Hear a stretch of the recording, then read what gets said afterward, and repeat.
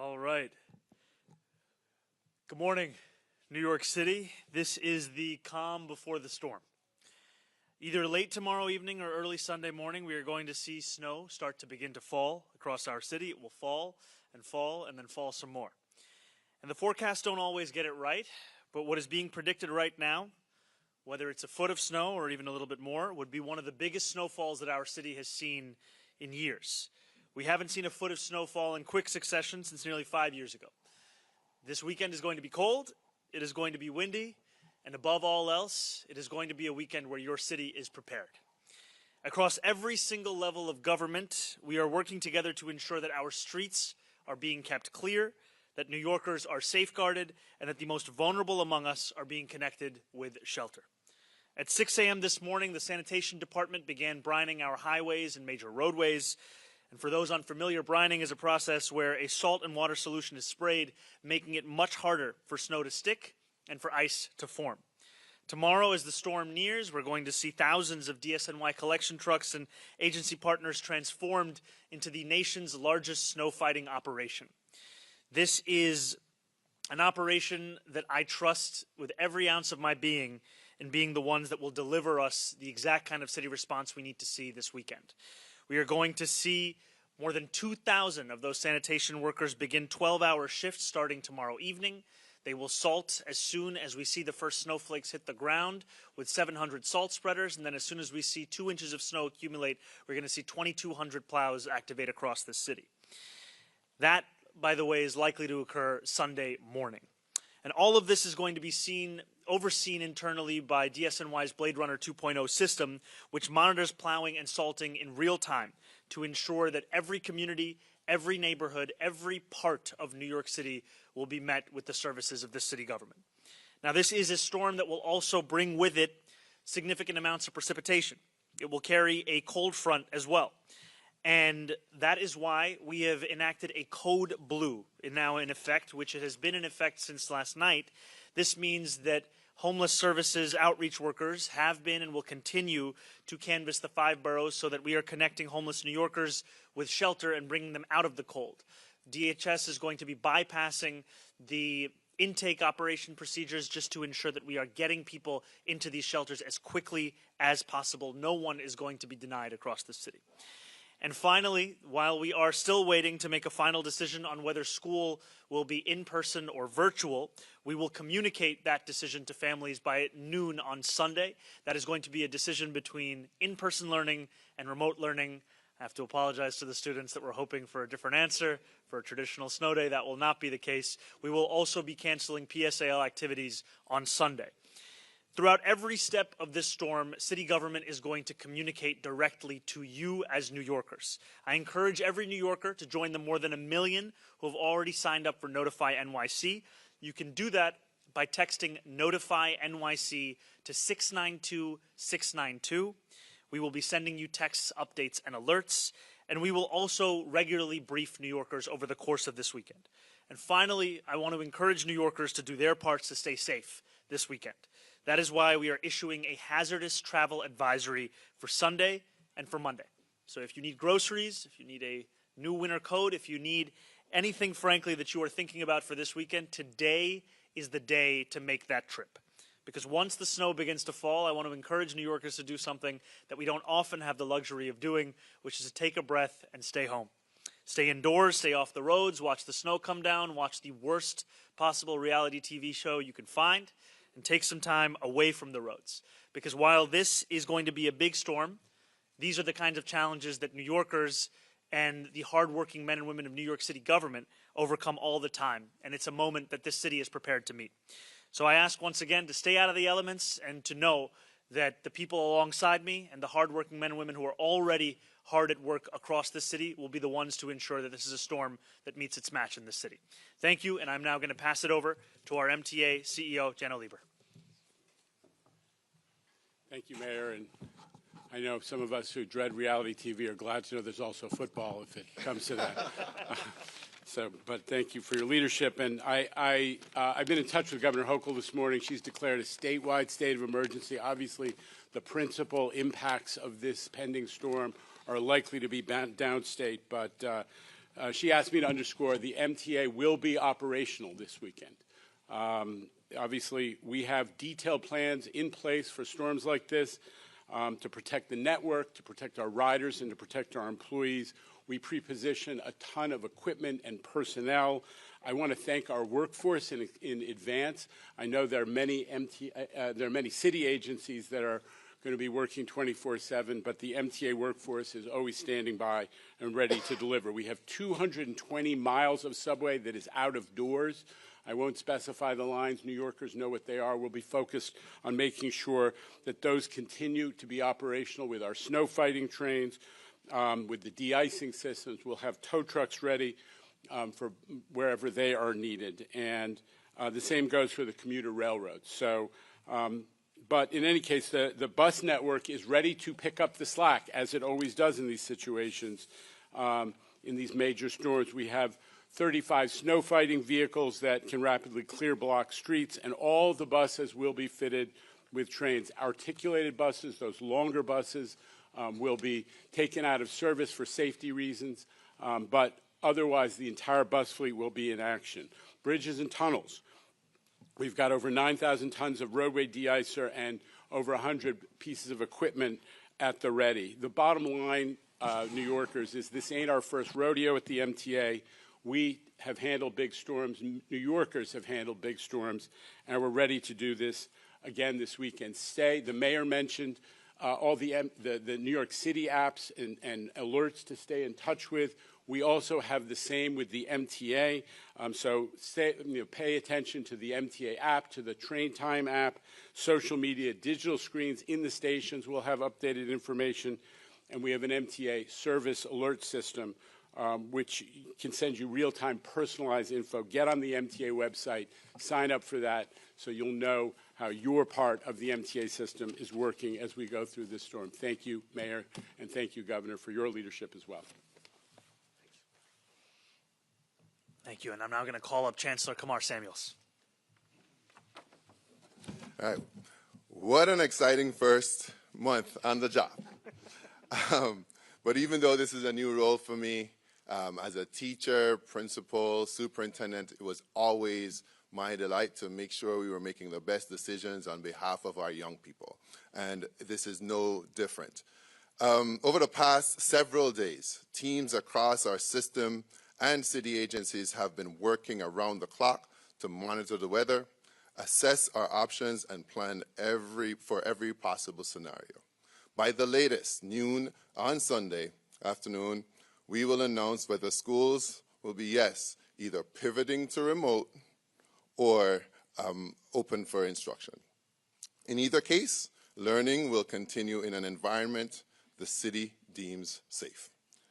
We know that families need timely, clear information to plan their schedules, and we are committed to getting you those updates as quickly as possible. As a teacher, principal, superintendent, and now chancellor, I've seen many, many corners of this extraordinary system. I want personally to thank educators, custodian teams, food service workers, nurses, support staff, bus drivers, superintendents, and so many other of our hard-working, dedicated staff each day. Please note that these decisions are managed with great care and attention to detail, with our families' safety as a top priority. In the meantime, we encourage all our families, yes, to use Notify NYC, as well as look out for gamma messages from New York City Public Schools.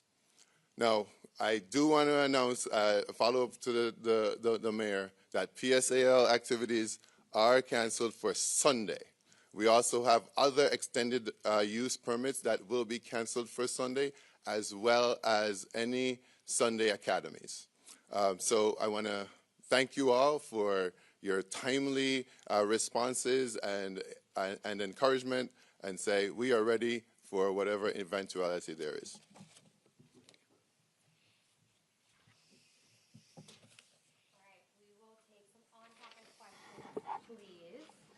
All right, we'll start with Katie. Go ahead. Oh, hi, Mayor Mamdani. Hey, how's it going, Katie? And for the Chancellor, the last time that schools went full remote, it was a disaster, for lack of a better term. I've spoken to parents and teachers. The only guidance they've received is bring your devices home and we'll let you know by noon Sunday what's going to happen. What have you and the city schools done to prepare both students, teachers, and administrators to ensure that Monday isn't a disaster for the successful remote school day?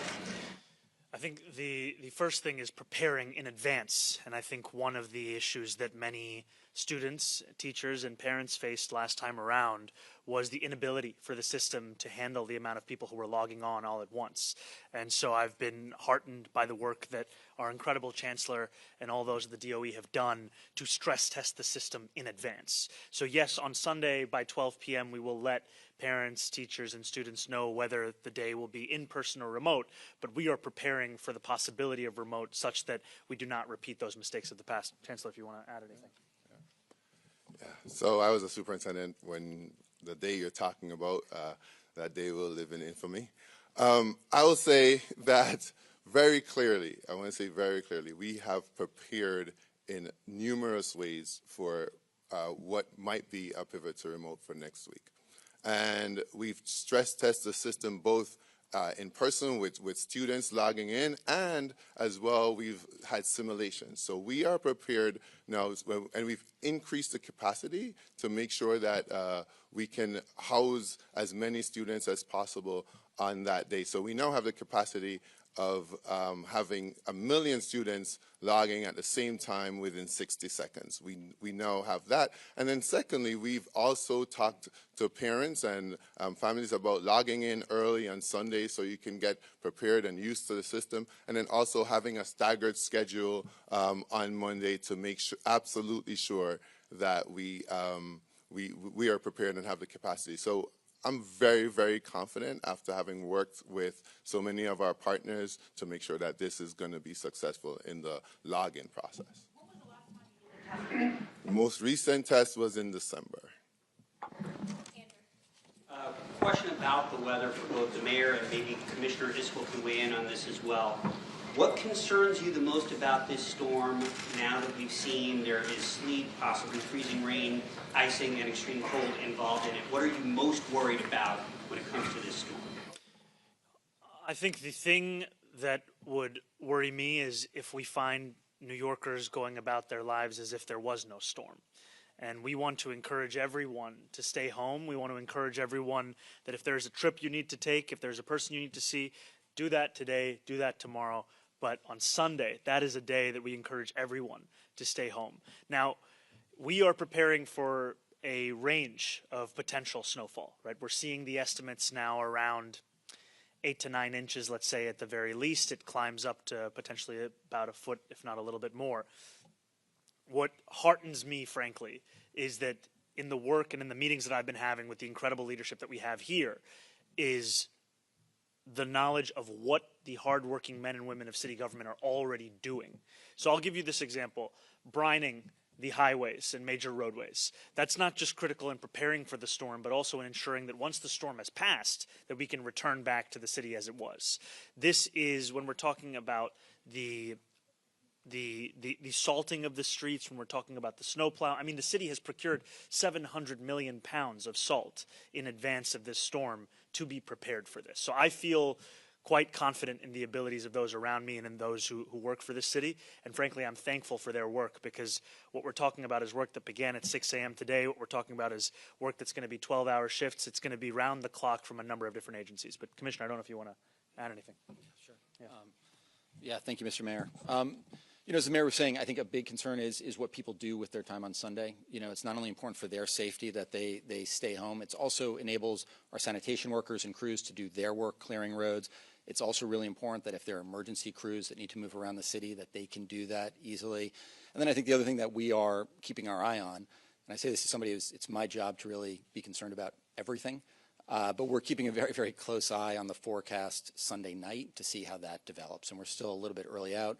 But as the mayor said, you know, it is really remarkable the amount of work that these city agencies do and these city workers going into an event like this days in advance. You think about all of the sanitation crews, folks from Department of Transportation, NYPD, FDNY, it really is remarkable. I think the big thing is we really need New Yorkers to do their part as well, and then watching that forecast overnight Sunday and seeing how that develops. Thank you. Yeah, Matt. For Gianno, does the Long Island Railroad... Sorry. Jenna had to leave. Yeah. All right. Yeah, Chris, go ahead. Congrats on the new position. Thank you. Let's talk about it. For city government workers, are they going to be encouraged to work remotely if they can, and then had a question about the stress testing? So we're going to have all uniform services are going to be working as normal, typically, which is in person on Monday. DCAS is going to be sending advisory out to other city workers on Monday with agency-specific directives. And all of this, I think, comes back to something that the commissioner was also mentioning earlier, as well as the chancellor. This comes back to safety. And a lot of this depends on the amount of snowfall that we're going to see on Sunday. But as soon as we have a sense of what it will look like for Monday's conditions, that's the kind of guidance that's going to be given. And DCAS is going to be sending those directives agency by agency. But when it comes to our uniform services, they're going to be reporting in person. And then you had a question for the chancellor? Yeah. For the stress tests on the virtual schooling system, are you saying there's been no tests since December? And if so, why haven't there been more recent tests that you... Yeah, so I think we have simulations that we're running all the time, and the stress tests have, most recent ones have been in December. All right, we'll go to Dave right here. Other ones now, just ahead of this one? These are the last ones for December. Dave, go ahead. Hey, how's it going? You got to wear a jacket on Sunday. Please. I know. Do you know what a snack down is? A snack down? Snack down. To be honest with you, I don't know what a snack down is. Yeah. So when you have a storm, a snowstorm, the snow all comes and it forms kind of the curve extension over snow and everything. And a lot of people say this is an opportunity to, when you see these, to say, I know where you're going. how much space we're wasting, not extending curves, things like that. And obviously there's a lot to do while it's still happening, before it's still happening. But once it's done, is it something you're going to maybe send people around, look at it, and go, these are places where we can curve extensions, these are places where we can take back pieces of the streets? Well, I think that this is something now for us to follow up on. I think it is. We are always looking to meet the challenge of this moment and also looking to build out the city that we deserve in the medium and the long term. And I think that one part of your question is also about street safety. And I think that is a critical directive that we have for our DOT is how do we make our streets the envy of the world. And I look forward to any of the medium and long-term lessons we can learn from this weekend about street design beyond just the question of meeting the snows. Thank you. Hey, how's it going? No worries. As for yourself, where will you be on Sunday logistically? How will you be monitoring the storm and the city's response to it? So I'm going to spend a portion of Sunday out with city workers to make sure that we are getting a full sense of both what is being done, but also communicating directly to New Yorkers. And I think this is just another opportunity to say that, you know, we are going to share this message, whether it's through the television channel that a New Yorker turns to, whether it's through the radio that they're listening to, but also we encourage everyone to sign up for Notify NYC. We have about, I think it's 1.3, 1.4 million New Yorkers who are currently signed up. We want to get that number up so everybody gets those updates.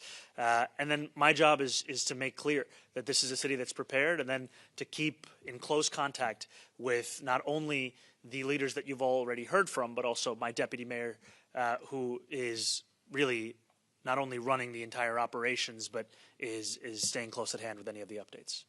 Marcia, go ahead. Marcia. Mr. Mayor, I wonder if I could ask you a question. You know, historically, mayors have been judged by how they handle snow. And I wondered if you've looked at the mistakes made by some of your predecessors. You've seen any pitfalls you'd like to avoid and how it's going to affect how you handle this snowstorm and how you want to be judged by New Yorkers afterwards. You know, I think one of the key directives that I've both given myself as well as the team around me is that we will over-communicate with New Yorkers. We are going to tell you at every instance when we have new information about this storm what it is. So initially, I'll give you an example. The forecast, it said it could be as little as 3 inches of snow. It said it could be as much as 16 inches. Now we're seeing that forecast start to narrow a little bit. Now we're seeing the minimum number closer to about 8 or 9 inches. We're seeing the maximum number still be a little over a foot. But we're going to get that message out there because I think that this is a time where we want to make sure that city workers have every ability they can to deliver on their job. And what makes it easier for them to do their job is the more New Yorkers that stay home. We want to make sure, just one more point, Marcia, I'll give you an example. We have our fire commissioner here, right? One of the key points that was being shared with me and with other city workers is how do we make sure that we do not have ambulances that are being prevented from being able to access New Yorkers or access the streets? How do we make sure that we're not facing another situation where there are preventable outcomes taking place? So that's what is at the basis of our communication. That's why I'm also trying to be everywhere as I can to keep that in mind. The follow-up question I have is this: in the past, since I've covered snowstorms since the dinosaurs roamed the earth, there have been instances where ambulances couldn't get through, buses couldn't get through, streets were not plowed, so that some streets, like for example under de Blasio, some streets were plowed to the tar, and then other places didn't get plowed at all. So do you have a plan to make sure that there's equal plowing in all 5 boroughs so that no community can say, you missed us? Yes. We absolutely do. And that's part of the conversation we were just having. New Yorkers can actually stay up to date. I think it's with Plow NYC, which is the public-facing information portal around the plowing patterns across the city. Internally, we have something called Blade Runner 2.0. And this is to ensure that no New Yorker is made to feel that depending on the zip code or their neighborhood, they're going to receive a different level of service. You're going to receive the same level of service across the city. And I think the other portion of this is we're talking about, with DSNY, the largest snow fighting operation in the entire country. We're talking about the transformation of collection trucks into ones that can both salt this city. We were talking about 700 of those trucks, and then we're talking about 2,200 plows. So all of this together, it's what gives me the confidence that we're going to see a city that will meet the moment, no matter if it's 8 inches of snow, 13 inches of snow. I will say that one thing that a number of New Yorkers have shared with me is we seem to have large snowstorms every 10 years. It was 96, it was 06, it was 16, it's 26. We're going to be ready. Yeah, right here, go ahead. Hey there, how are you? Hey, how's it going? Good, good. Just 2 questions. At what point do you declare a state of emergency because of the snow? Where are the markers for yourself and for the folks at the podium? Like, where is that point where you decide it's a state of emergency? And also, can you go into depth as to what the NYPD and what FDNY would also be doing at those times, and even like what 311 or 911 operations are going to be? So like? I can just tell you briefly, and then I'll pass it over to Deputy Mayor Kersen. Just in advance of this weekend, we also know that NYPD is going to be assisting with some of the traffic routing operations that we'll see across the city. Every single agency and department is going to be playing a role. You know, for example, DSNY is taking the lead on the snow plowing, but that doesn't mean that the Parks Department is not also going to be assisting in some of that work. I'm going to pass it over to DM Kersen for some of the additional remarks. Our emergency declarations largely allow for restricted traffic, so we'll be monitoring roadway conditions and then determining if those additional restrictions are necessary. We have those materials drafted and are ready to go if we start to see that those conditions warrant an emergency declaration. Kelly right here and then Timmy. Go ahead. Hi, Mr. Mayor, over here. Hey, hi, Kelly. Good. I wanted to ask you, in response to Marcia's question, previous mayors have underestimated how much snow we've gotten, and that has left them a little flat-footed. Do you have a plan for, if we get more than 1 foot or significantly more, do you have, teams that will be ready to go on top of whatever you have going on right now? Yes, and I can tell you that right now we are preparing for every possible outcome. Right? Just because we might want to see 8 inches of snow does not mean we're not preparing for 16 inches of snow. And I think that's what gives me a real sense of confidence, is that these are the incredible men and women who are leading so much of the work across the city, so that no matter how much snow falls, it's a city that's ready.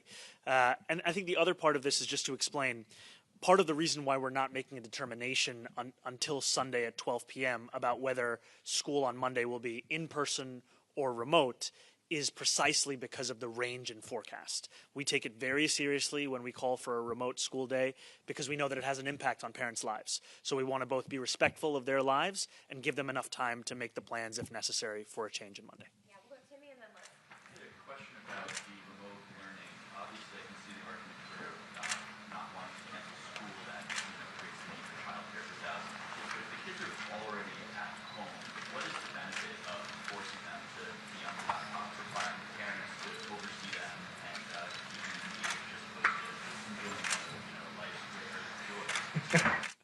I'm not going to contend that a snow day is not one of life's rare joys.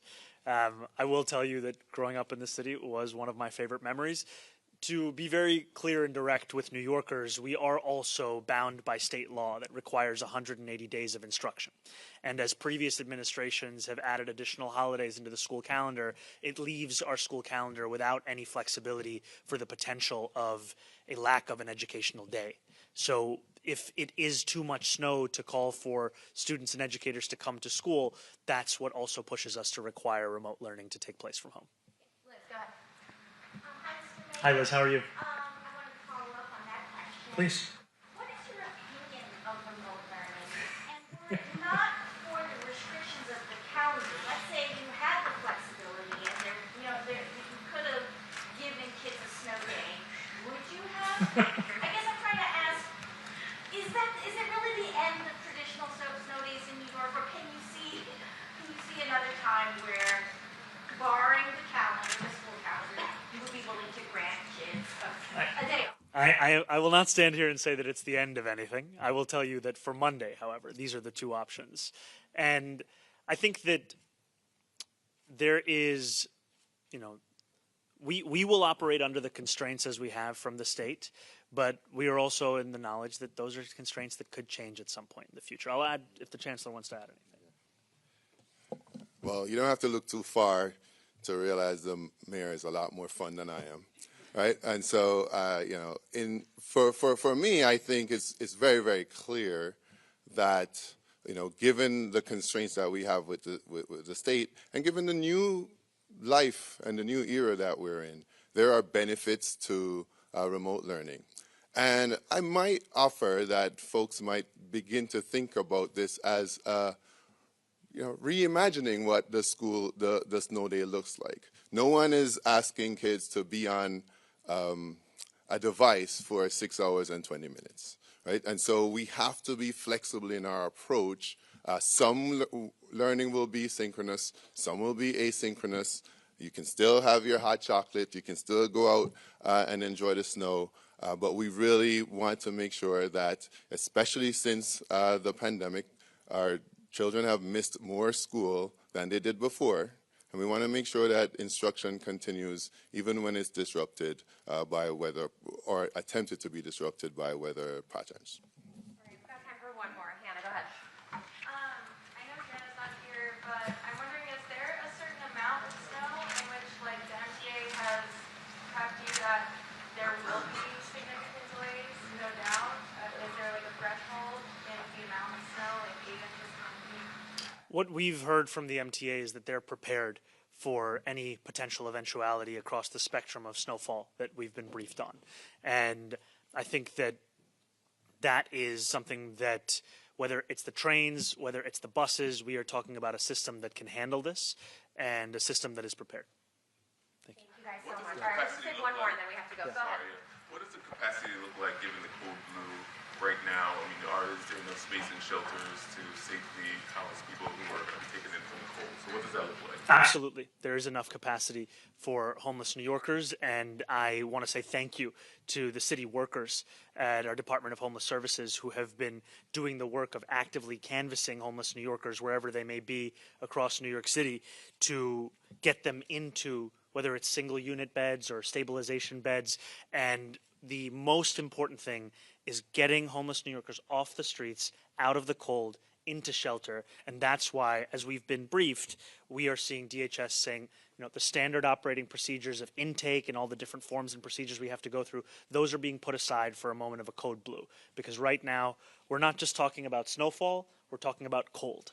And these are things that, if left together without any kind of a city response, the consequences could be significant. And so what we want to do is keep every single New Yorker safe. That includes homeless New Yorkers. Thank you for your question. Well,